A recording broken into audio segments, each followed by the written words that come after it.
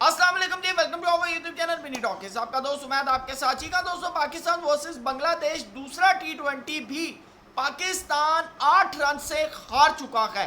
तो लिहाजा पहला मैच जो है पाकिस्तान 7 विकेटों से हारा है, दूसरा मैच बाकायदा तौर पर 8 रन से हारा है। तो 2-0 से बांग्लादेश ये सीरीज जीत चुका है।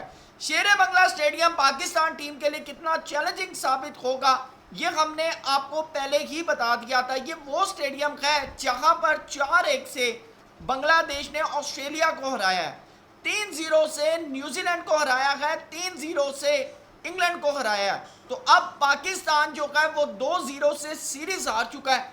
अगर पाकिस्तान आखिरी मैच जीतता है तो मेरे ख्याल से सिर्फ इज्जत बचाने वाली बात होगी, अदरवाइज बचा कुछ नहीं है। अगर आप गेम की बात करें पाकिस्तान और बांग्लादेश के कंपैरिजन में, तो भाई बड़ा यानी कि जो डिफरेंस है बड़ा क्लियर है, बड़ा क्लियर डिफरेंस है कि एक तरफ बांग्लादेश पहले बल्लेबाजी करती है, 133 रन बनाती है।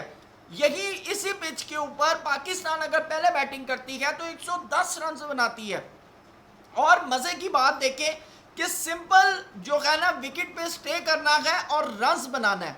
सेम सिनेरियो के अंदर आप देखें कि जाकिर अली और जो मेहदी हसन है, इन्होंने जाकिर अली ने 55 रन बनाए, लास्ट मोमेंट तक वो खड़े रहे। उसके बाद मेहदी हसन ने 33 रन बनाए। उसके अलावा बांग्लादेश के जो इमोन है उन्होंने मेरे ख्याल से कोई 13 रन बनाए। बाकी कोई बांग्लादेश का प्लेयर कोई बड़े रन नहीं कर सका। लेकिन सवाल पैदा होता है खास तौर के ऊपर हमारे अब्बास अफरीदी के ऊपर। 9 की इकॉनमी गई है इनकी, 9 की इकॉनमी। उसके बाद मोहम्मद नवाज, जिनको हम शादाब खान के कंपैरिजन में लेकर आए हैं कि भाई शादाब नहीं है तो मोहम्मद नवाज आ जाएगा तो पता नहीं कौन से झंडे उखाड़ देगा। तो साथ अहमद दानियाल ने 5.75 की इकॉनमी, 2 विकेट्स ली, अच्छी बात है। उसके बाद वहीम अशरफ 6 की इकॉनमी, सलमान मिर्जा 4.25 की इकॉनमी, 2 विकेट्स ली हैं। दोस्तों, मैं यहाँ पर और ख़ास तौर पर एक उन्होंने मेड इन भी किया है। हम किसी मुल्क के अंदर जाकर खेल रहे हैं और मज़े की बात देखें कि हमारी पूरी टीम के अंदर एक प्रॉपर फास्ट बॉलर है, बाकी पूरी टीम के अंदर या तो बल्लेबाज है या ऑलराउंडर है। अहमद दानियाल भी जो आज हमने इब्रार अहमद की रिप्लेसमेंट पे लेकर आए हैं, ये ऑलराउंडर हैं।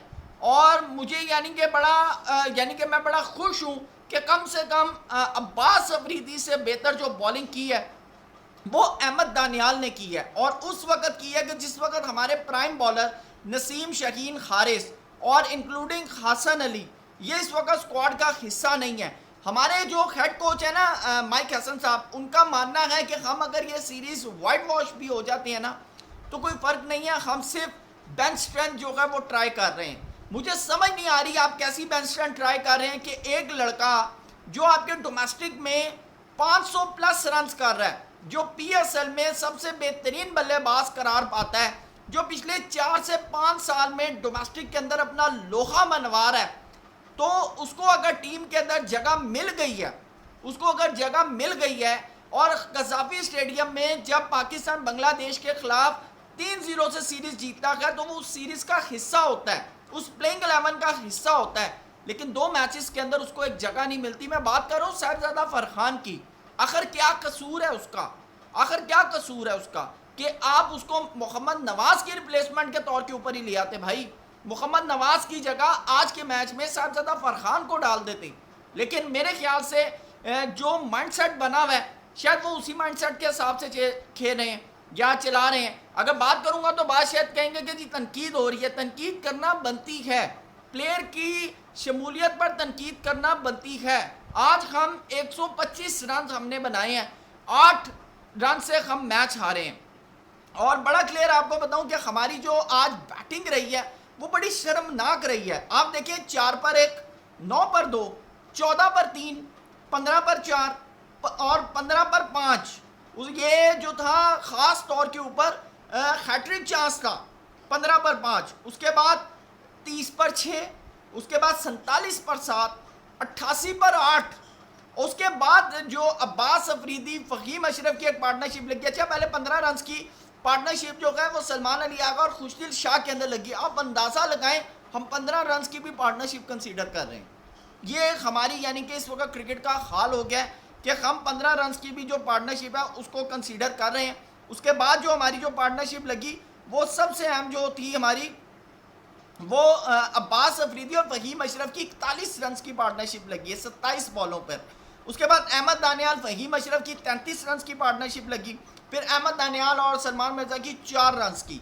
तो आज हमारी बैटिंग का ये हाल हुआ है कि हमने दोस्तों सिर्फ इंटेंट नहीं देखना, हमने मैच विनिंग प्रोबेबिलिटी भी देखनी है, हमने मैच भी जीतना है।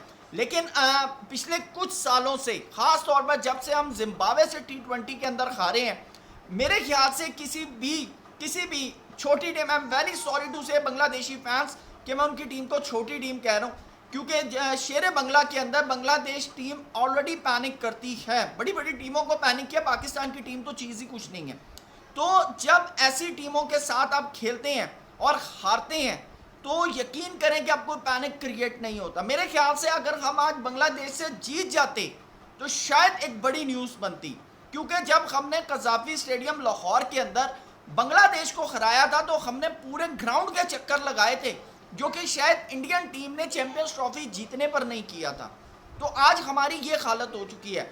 हम जो है 2023 वर्ल्ड कप में बाहर होते हैं, वहाँ अफगानिस्तान से हारते हैं, हमें फ़र्क नहीं पड़ता। हम यूएसए से 2024 T20 वर्ल्ड कप में हारते हैं, हमें फ़र्क नहीं पड़ता। हम अपने मुल्क में चैंपियंस ट्रॉफी 2025 खेलते हैं, हम ग्रुप स्टेज से बाहर होते हैं, हमें फ़र्क नहीं पड़ता। और मज़े की बात देखें कि जब हमारे शाहीन्स इंग्लैंड जाते हैं तो वहाँ पर वो अपनी क्लब लेवल की टीम के साथ हमारे मैचेस करवा रहे हैं। हम ऑस्ट्रेलिया जाते हैं तो वो ऑस्ट्रेलिया ए के साथ हमारी टीम का मुकाबला नहीं करवा रहे, बल्कि बिग बैश लीग की जो क्लब बैकअप टीम है ना, उससे हमारी टीम का मुकाबला करवा रहे हैं। जबकि श्रीलंका जब ऑस्ट्रेलिया जाती है तो Sri Lanka A versus Australia A का मुकाबला होता है। आज हमारी क्रिकेट का लेवल ये हो गया है। और जिस वक्त अगर हम बात करें तो बात की जाती है जी यंगस्टर्स बेंच स्ट्रेंथ को ट्राई किया जा रहा है। आप करें बेंच स्ट्रेंथ को ट्राई करें, लेकिन जो प्लेयर्स आपने हंट किए हैं, जो रिक्वायरमेंट है उनकी, जो जिनको मौका मिलना चाहिए, जो बेंच पर बैठे हुए पर उनको मौका भी तो दें।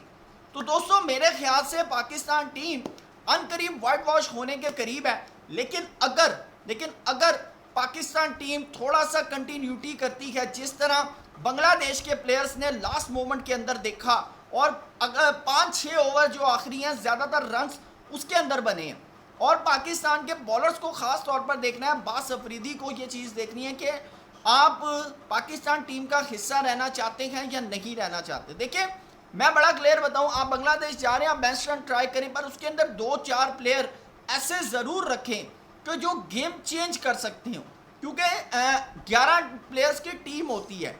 आप जब भी मैच जीतते हैं टीम बेस पर जीतते हैं। ये नहीं होता कि आप 11 के 11 यंग लड़के उतार दें और आप मैच हार कर आ जाओ। उससे आप उनका सिर्फ कॉन्फिडेंस लेवल शेक कर सकते हैं, आप मैच नहीं जीत सकते।